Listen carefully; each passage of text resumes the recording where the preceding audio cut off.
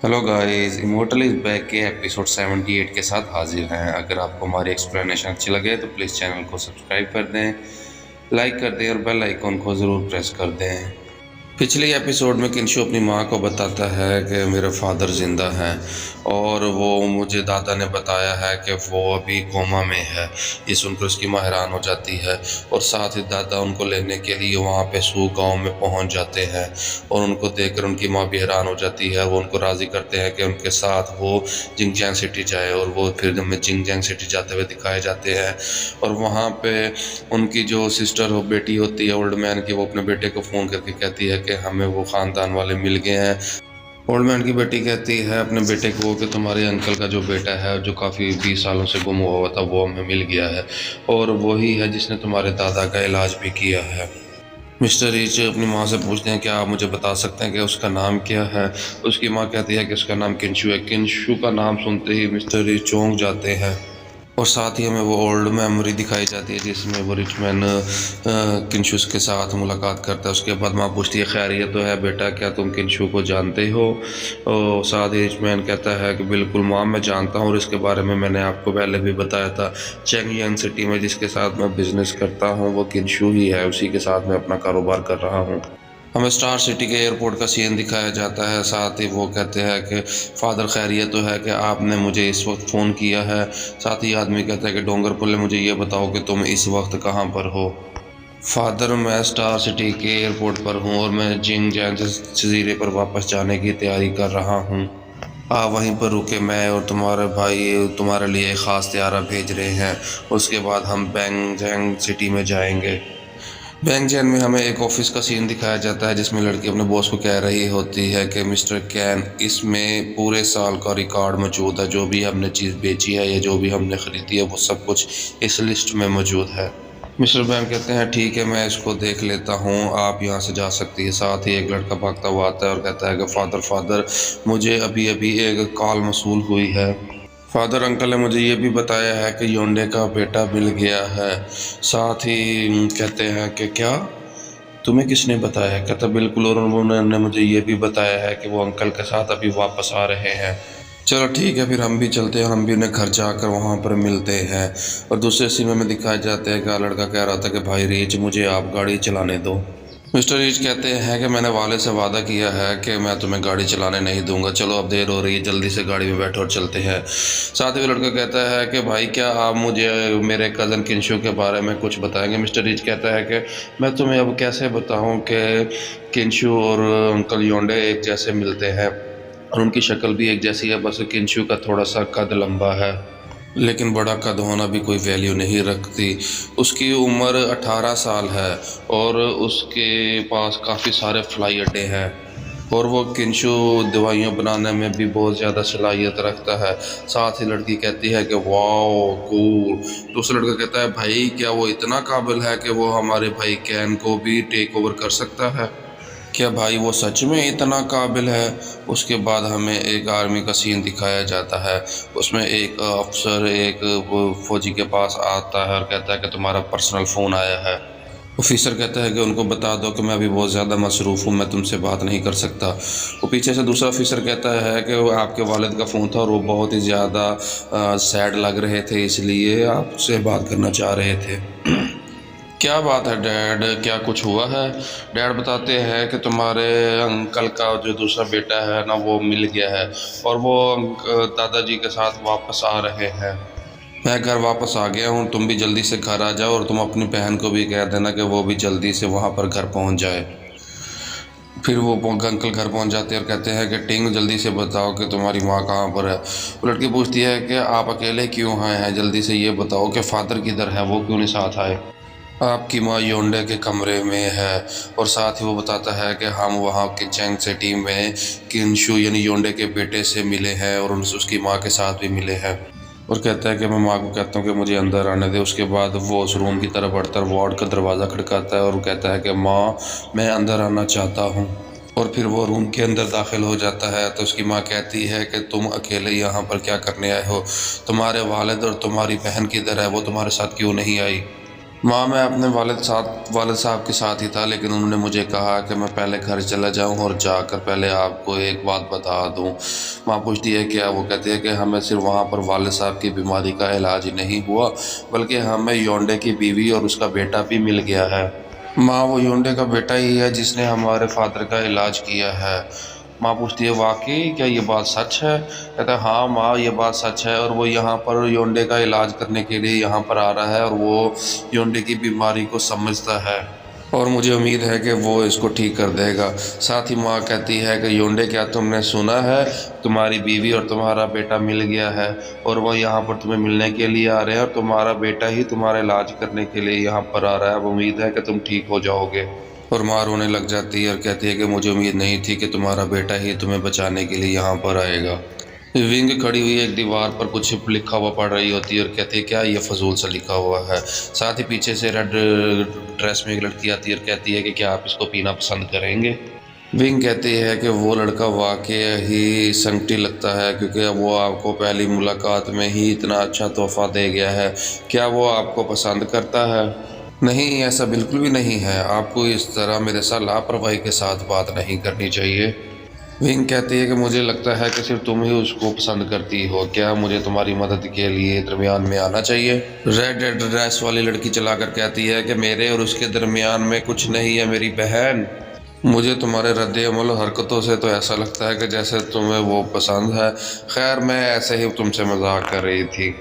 लाल कपड़ों वाली गुस्सा कर जाती है और कहती है कि मुझे पता है कि आप मुझे बचपन से ही तंग कर रही हैं, और ये भी मुझे पता है कि आप कौन कौन से तरीक़ों से मुझे तंग करती रहती हैं। मिस टैंग कहती हैं कि अच्छा 1 मिनट रुको, मुझे ज़रा कॉल अटेंड करने दो। मिस टैंग कहती है कि पहले मुझे ये तो बताओ कि आज आपने मुझे कैसे याद किया, क्योंकि आज से पहले आपने मुझे कभी याद नहीं किया, और ना ही कभी आपने पूछने की ज़हमत समझी है कि आपकी बहन कहाँ पर है और किस हाल में है। किसी बारे में भी आपने मुझसे नहीं पूछा। साथ ही वो ऑफिसर टैंग यंग कहता है कि आप जहाँ भी है जल्दी से घर पहुँच जाए। मुझे दादा ने बताया है कि अंकल योंडे का बेटा और उनकी बीवी मिल गई है, और वो उनको लेकर घर पर आ रहे हैं, और वो हमें चैंगयंग सिटी से मिले हैं, और उनके बेटे का नाम किनशु है। किंशु का नाम सुनते ही वो लड़की परेशान हो जाती है और कहती है कि भाई एक दफ़ा दोबारा से कहना, आपने क्या कहा? भाई कहता है कि मैं इससे ज़्यादा कुछ नहीं कह सकता कि उसका नाम किंशु है, और मैं गाड़ी चला रहा हूँ। अब तुम जल्दी से घर पहुँचो, और मैं भी घर की तरफ ही जा रहा हूँ। ओके।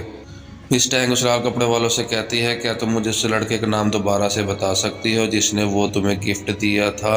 लाल कपड़े वाली कहती है क्या हुआ है तुम्हें? अभी तो मैंने तुम्हें उसका नाम बताया है कि तुम इतनी जल्दी भूल कैसे गई हो? क्या हो गया, कोई मसला है, कोई परेशानी तो नहीं है? इसके बाद हमें दिखाया जाता है कि किंशु और उसकी वालदा वहाँ पर पहुँच जाती है और गाड़ी से उतरते हुए दिखाई जाती है। उसके बाद किंशु और उसकी माँ और उसका ओल्ड मैन वो हमें चलते हुए दिखाया जाता है और घर में एंटर होते हुए दिखाया जाता है। सामने दादी खड़ी होती है। दादी कहती है कि मुझे जल्दी से अपनी बेटी और अपने पोते को किंशु को देखने दो, कहाँ है वो? दादी भागकर किंशु के पास आती है और उसे मिलती है और कहती है कि तुम बिल्कुल अपने बाप की तरह नज़र आते हो किंशु। फिर किंशु के शोल्डर पे कोई पीछे से थपकी देता है। किंशु पीछे मुड़कर देखता है और तब पीछे मिस्टर रिच खड़े होते हैं। वो कहते हैं ये तो एक सरप्राइज़ है, और वैसे भी मैं आपके मेरी जो वालदा है वो आपकी खाला लगती है। क्या सरप्राइज़ है ना? और क्या तुम ये सब देखकर हैरान नहीं हुए? और साथ ही किंशु कहता है कि नहीं, मैंने इन सब के बारे में बहुत पहले और काफ़ी देर तक सोचा है। और किंशु उनको कहता है कि मैं सरप्राइज़ वाली बात कोई नहीं है, मैं यहाँ पर तुम लोगों से मिलने के लिए नहीं आया। साथ ही ये सुनकर वो मिस्टर रिच हंसने लग जाते हैं और कहते हैं कि कज़न छोड़ो भी इन सबको, लेकिन मैं तुम्हें अब इन सब से तारुफ करवाता हूँ। किंशु मिस्टर रिच को कहता है कि ज़रा सब्र करो, और उसका हाथ हटा देता है और कहता है कि ठहर जाओ, मुझे अभी तुम्हारे साथ निपटने के लिए अभी कुछ वक्त की ज़रूरत है, अभी मेरे पास वक्त नहीं है। साथ ही किंशु की माँ किंशु को कहती है कि ये तुम क्या कर रहे हो? साथ ही वहाँ पर ऑफिसर टैंग आ जाता है और वो हाथ बढ़ाकर पकड़ने की कोशिश करता है किंशु को। मुझे टैंग योंडे को देखने दो। और किंशु को पकड़कर वो आगे की तरफ फेंकता है और उसको गिरबान को पकड़ लेता है और कहता है कि मैं देखता हूँ इसको। और कहता है कि मुझे लगता है कि तुम टैंग फैमिली के असूलों को नहीं समझते। मैं आपका कज़न टैंग हूँ, और मैं आपको यहाँ पर जितने भी रूल्स इस घर में होते हैं वो आपको मैं अभी समझाऊँगा।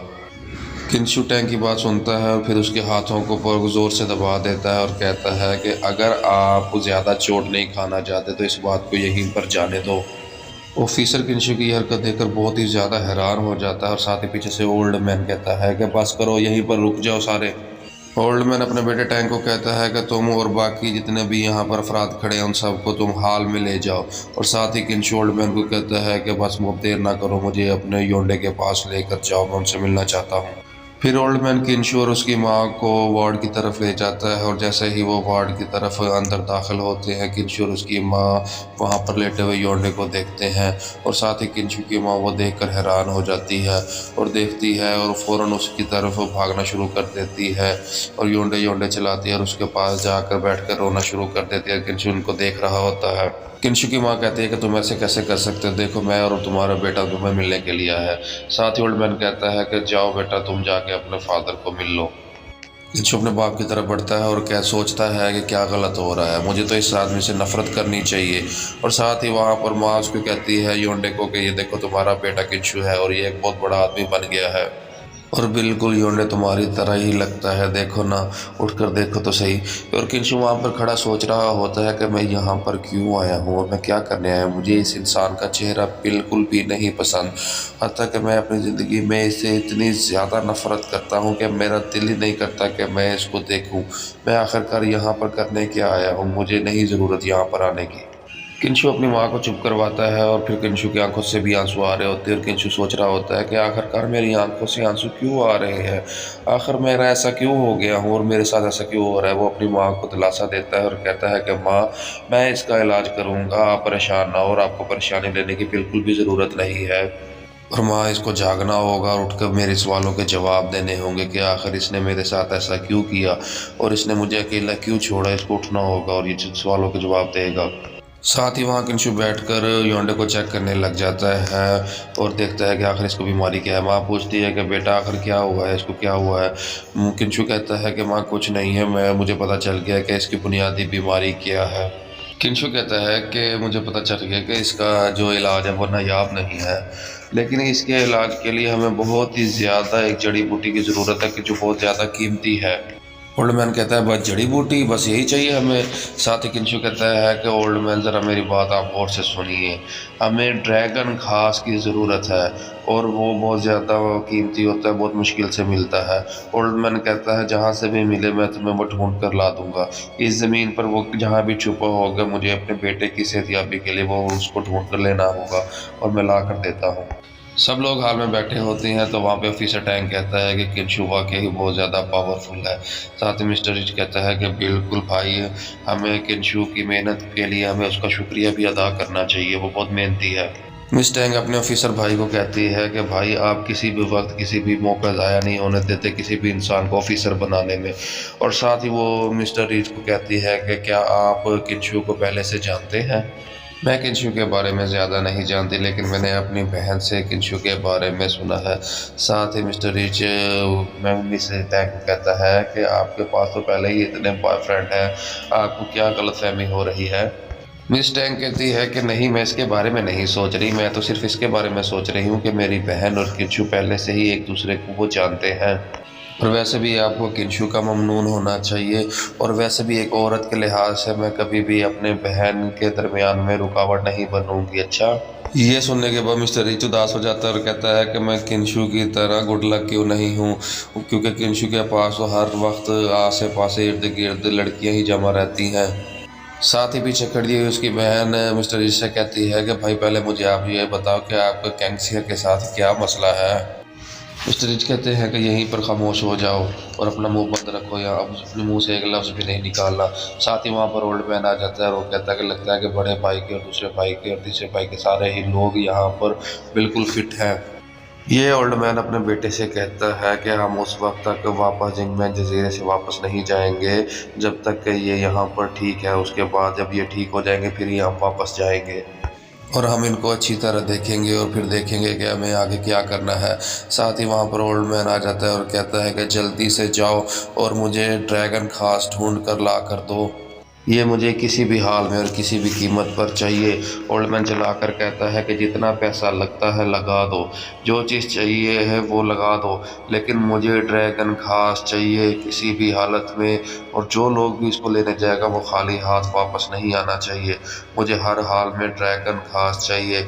जाओ, अब टाइम ज़ाया मत करो और इसको जाकर ढूंढ कर जल्दी से वापस लेकर आओ। हमें इसकी बहुत ही ज़्यादा ज़रूरत है। इसी के साथ ही हमारा एपिसोड 78 यहाँ पर एंड हो जाता है। अगर आपको हमारी एक्सप्लेनेशन अच्छी लगे तो प्लीज़ चैनल को सब्सक्राइब कर दें, लाइक कर दें और बेल आइकॉन को ज़रूर प्रेस कर दें। शुक्रिया।